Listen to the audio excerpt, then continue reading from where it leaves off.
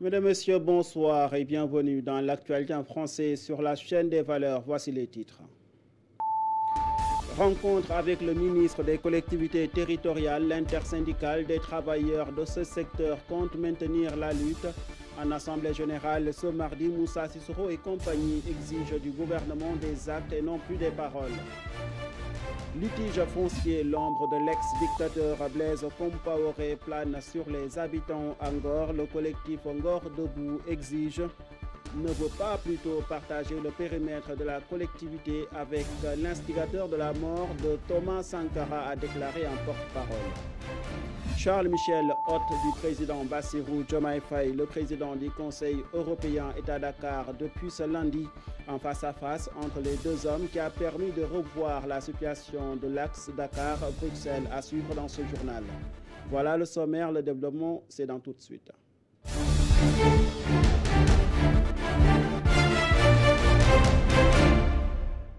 Mesdames, Messieurs, bonsoir et bienvenue. Des dirigeants africains ont appelé lundi à une plus grande coopération régionale dans la lutte contre le terrorisme lors d'un sommet consacré aux problèmes de sécurité du continent et ont évoqué la création d'une force militaire continentale. La situation en particulier au Sahel est désastreuse. La région représente désormais près de la moitié de tous les décès liés au terrorisme dans le monde. C'est ce qu'a déclaré Amina Mohamed, secrétaire générale adjointe des Nations Unies lors du sommet sur la lutte contre le terrorisme qui s'est ouvert à Abuja lundi pour 2 jours. Il faut signaler que plusieurs pays africains coopèrent déjà au sein d'une force multinationale militaire conjointe dans les zones frontalières du lac Tchad. Charles Michel, le président du Conseil européen, reçu par le président de la République Bassirou Diomaye Faye ce lundi. Les deux hommes ont discuté de l'état de la coopération multilatérale entre le Sénégal et l'Union européenne avec plusieurs sujets d'enjeu. Les relations stratégiques entre Dakar et Bruxelles dans plusieurs secteurs ont aussi été évoquées par les deux présidents. Le commentaire de Pape Morlo. Diomaye Faye veut un partenariat repensé, rénové et fécondé pour une vision partagée d'un ordre international plus juste et reflétant les réalités du monde actuel. Le président de la République s'exprimait lundi au sortir d'une audience au Palais de la République avec le président du Conseil européen Charles Michel en visite à Dakar. Devant le président du Conseil européen, Bassirou Diomaye Faye a lancé un appel à l'endroit des amis et partenaires du Sénégal pour plus d'accompagnement dans la réalisation du programme pour un Sénégal souverain, juste et prospère. Il a rappelé les priorités des nouvelles autorités qui s'articulent autour d'un modèle économique endogène d'industrialisation avec comme rampe de lancement le secteur primaire, agriculture, élevage et pêche. La réduction graduelle du déficit budgétaire est aussi une priorité pour le gouvernement sénégalais selon Bassirou Diomaye Faye. Devant le président du Conseil européen, Bassirou Diomaye Faye a souhaité la bienvenue aux investisseurs européens dont les entreprises ont des compétences avérées dans ces différents secteurs. L'entretien avec le président du Conseil européen a aussi porté sur d'autres sujets d'intérêt comme la situation au Sahel face aux défis de la lutte contre le terrorisme. Parce que nous sommes conscients que la paix et la stabilité de nos deux continents sont étroitement liés. Tout ce qui touche l'un affecte forcément l'autre, a bien observé le président de la République Bassirou Diomaye Faye. Secteur de l'eau, le ministre Cheikh Tidiane Dièye annonce un audit des services et chantiers de l'État. De lourds investissements ont été consentis par le régime de Macky Sall, des investissements qui n'ont pas toujours permis de régler la problématique de l'accès universel à l'eau pour des millions de Sénégalais.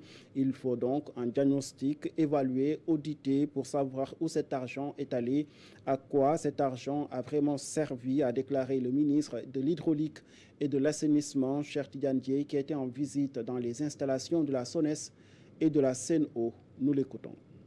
Nous n'avons pas a priori de position là-dessus avant d'avoir regardé, avant d'avoir audité et des résultats de ces audits, y compris sur le choix de ce type de technologie, parce que le besoin en eau, il est réel, mais il y a plusieurs options possibles.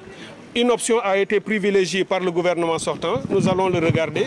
Si nous constatons qu'effectivement ce n'est pas la meilleure option pour le Sénégal et pour nos ambitions, nous ne nous gênerons pas à le remettre en question, bien entendu. Mais comme je l'ai dit, bien tout ça va découler des audits et des évaluations que nous allons faire en toute objectivité par les experts qui seront habilités à faire ce genre de travail. Comme je l'ai dit, la nouvelle ambition, c'est que partant du principe que l'eau est pour nous la première ressource. On parle aujourd'hui beaucoup de pétrole et de gaz, mais moi, ministre de l'hydraulique et de l'assainissement, je dis que la première ressource du Sénégal, c'est l'eau.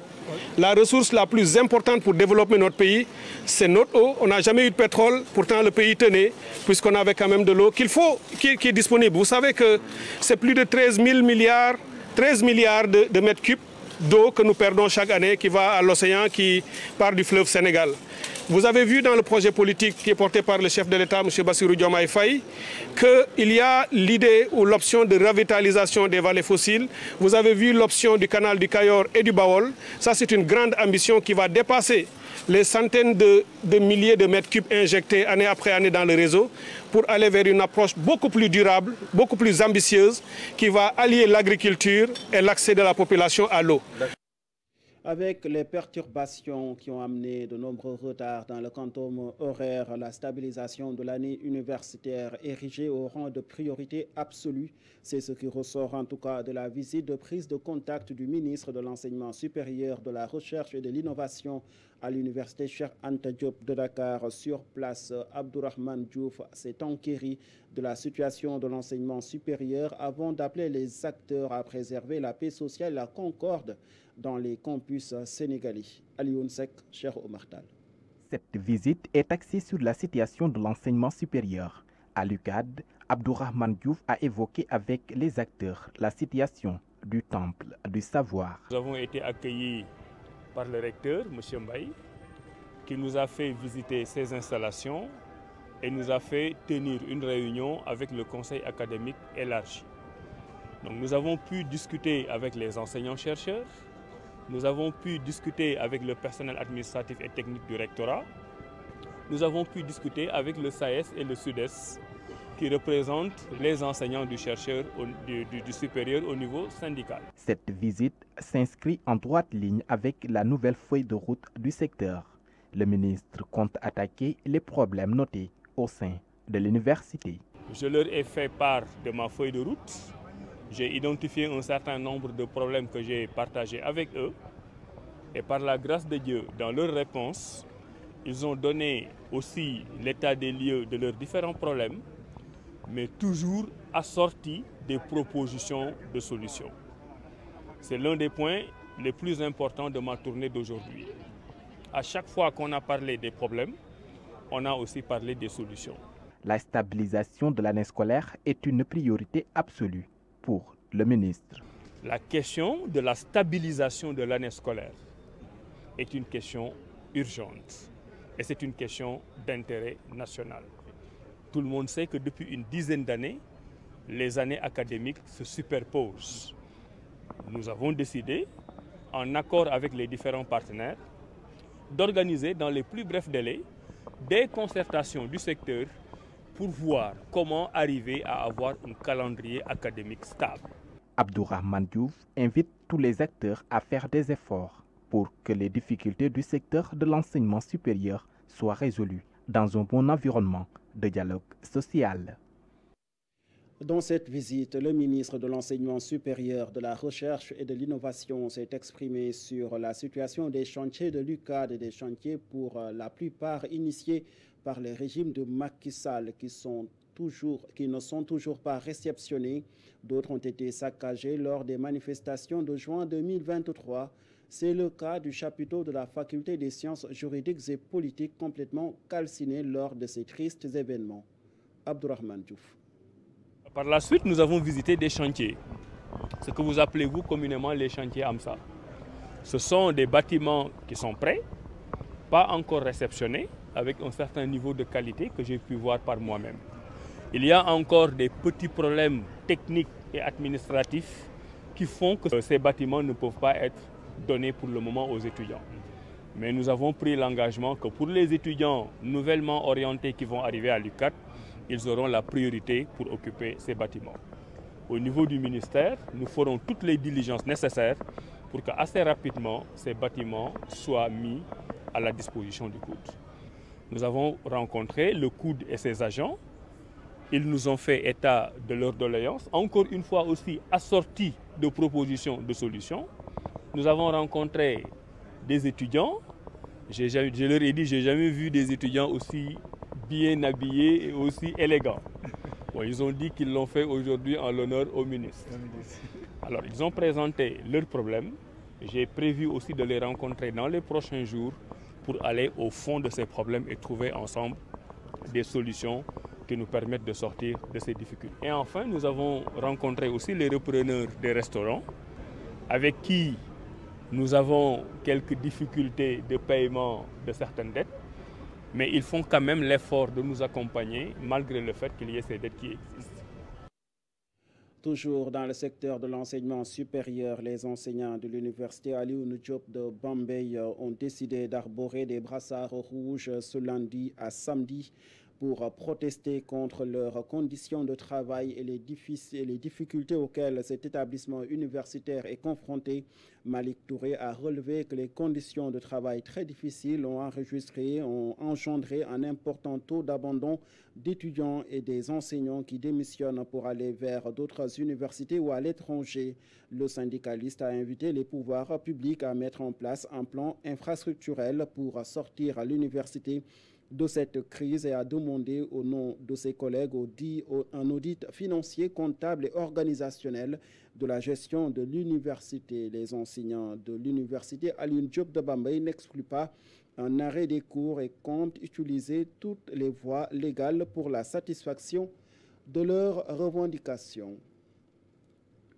Corniche Ouest, l'ancien président Blaise Compaoré au centre d'un litige foncier. Les populations de Ngor réunies autour d'un collectif se sont offusquées du début de démarrage d'un chantier attribué à l'ex-dictateur burkinabé.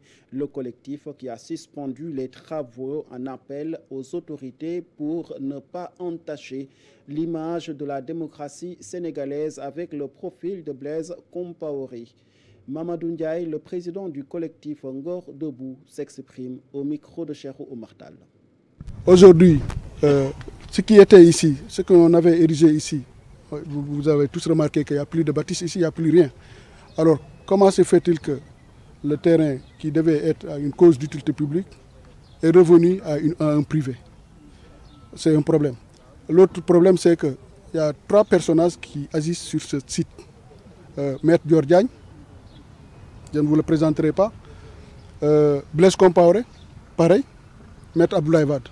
Mais je vais m'arrêter sur la personnalité de Blaise Compaoré pour que les gens puissent connaître de quoi on parle. Blaise Compaoré, c'est le président de la République du Burkina Faso qui a été déçu par malgouvernance, pour malgouvernance, et voilà, vous savez. Mais aussi, c'est le président qui avait fait le coup d'État contre Thomas Sankara, que tout le monde portait dans son cœur à l'époque. Je crois que ne serait-ce que pour ça, pour la morale et l'éthique, le président de la République du Sénégal, son Excellence M. Bassirou Diomaye Faye, est interpellé pour abroger ce décret qui avait permis à Blaise Compaoré d'avoir ce terrain-là. Donc nous interpellons les autorités sur ça. Et l'autre problème, c'est que nous ne pouvons pas comprendre, pendant qu'on est une commune, une communauté, et tout le temps, on a des problèmes fonciers sur les Almadies. Et pendant ce temps, on a des problèmes de projets structurels. Vous voyez, Ngor manque de tout. Dans les collectivités territoriales, l'intersyndicale des travailleurs exige l'application de la généralisation de la hausse des salaires dans la fonction publique. L'intersyndicale désapprouve le nouveau ministre des collectivités territoriales sur l'ouverture d'un nouveau cycle de négociation. Selon son secrétaire général, l'heure n'est plus aux paroles, mais plutôt à des actes. Moussa Sissoko s'exprime au micro de Toharafal. L'intersyndicale des travailleurs des collectivités territoriales a tenu à convier à cette Assemblée générale pour apporter des clarifications par rapport à la rencontre tenue le jeudi 18 avril 2023 avec le ministre des collectivités territoriales. Comme vous le savez très bien, Monsieur le ministre de l'urbanisme et des collectivités territoriales nous a fait l'honneur de nous rencontrer le jeudi pour échanger avec nous par rapport à la crise qui sévit dans le secteur des collectivités territoriales. Nous osons dire ici que l'atmosphère a été très conviviale. Le ministre nous a reçus avec ses collaborateurs en présence du directeur du Centre national de la fonction publique locale et de la formation. Cette rencontre s'est bien tenue et des propositions ont été faites. La continuité de l'État devait s'approprier de ces documents-là pour procéder au paiement. Je ne sais pas là comment ils appellent encore, pour s'asseoir autour d'une table. Nous, cette histoire-là est révolue. Nous avons tourné la page. Nous demandons tout simplement l'application stricte de la loi. L'État est une continuité. L'État est là. C'est vrai que nous sommes entrés dans une nouvelle ère, mais c'est des Sénégalais qui sont là, qui sont au fait même des préoccupations des travailleurs des collectivités territoriales. Des postiers et postières non reconduits, rouges de colère contre le directeur général de la Poste. Ils accusent Mohamed Diaïté d'avoir réintégré un certain nombre d'agents issus du lot Détroit qui avaient été remerciés par la boîte pour des motifs économiques. Ils estiment qu'en procédant ainsi, le patron de la Poste a violé les règles élémentaires du Code du travail. Alioune Badara Bassène porte la voix du collectif. Il s'exprime sur cet élément. L'intersyndicale des travailleurs des collectivités territoriales a tenu à convier à cette Assemblée générale pour apporter des clarifications par rapport à la rencontre tenue le jeudi 18 avril 2023 avec le ministre des collectivités territoriales.